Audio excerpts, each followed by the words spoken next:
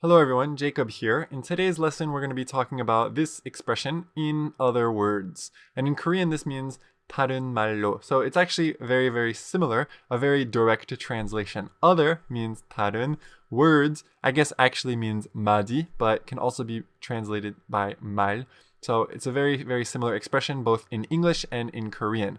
And we usually use it like this at the beginning of a sentence. So we'll say in other words and then a full sentence. And we use this expression, I think, just like in Korean, to rephrase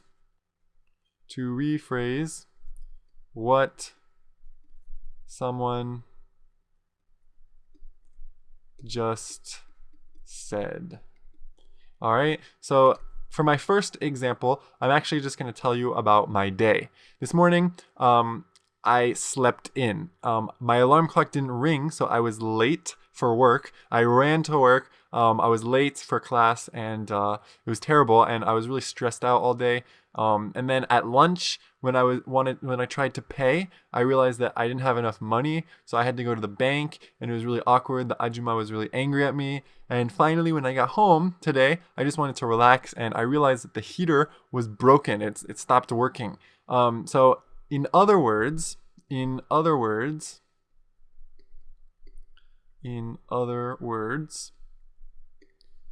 I'm having a bad day.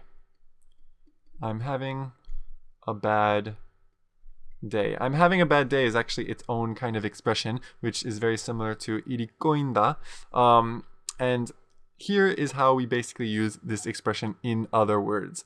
I just talked about a lot of bad things that happened to me today, and now I'm just rephrasing it very simply, very clearly, very briefly with this one short sentence. In other words, I'm having a bad day.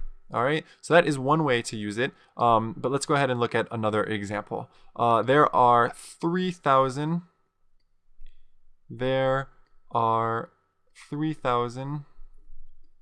motorcycle deaths in America per year. Okay, and this is a number that scares me because I ride a motorcycle, and I'm very aware that a lot of people die on motorcycles every year. So you could say this: there are 3,000 motorcycle deaths in America per year. In other words,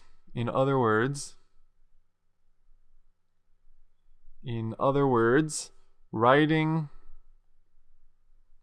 a motorcycle is dangerous. Okay, so basically I'm just rephrasing the main point of this sentence by saying in other words and then saying this sentence right here. So that is usually how we use the expression.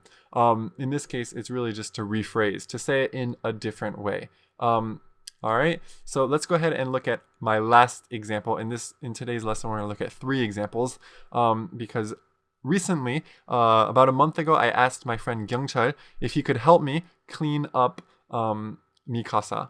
If he could come maybe and help me clean up the school because I had to do it and it's really hard to do the whole thing yourself. So I asked him if he could help me, and he said, I'm going to write his name right here to show what he said.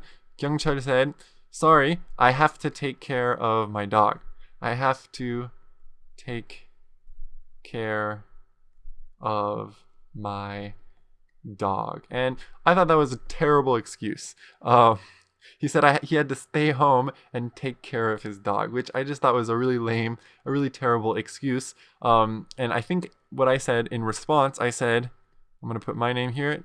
This is what I said. In other words, you don't want to help me. In other words, you don't want to help me. You don't want to help me.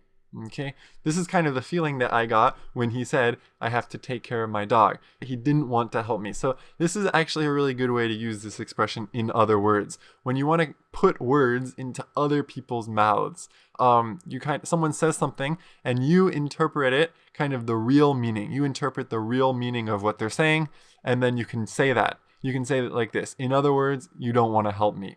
All right, and I actually say this just a lot, just in this whole sentence maybe is good to remember. Because whenever someone makes an excuse or something like that, then you can say this. In other words, you don't want to help me. I also find that this kind of usage of this expression can be very useful. All right, so I hope you enjoyed the lesson. I hope you understood everything, and I will see you next time.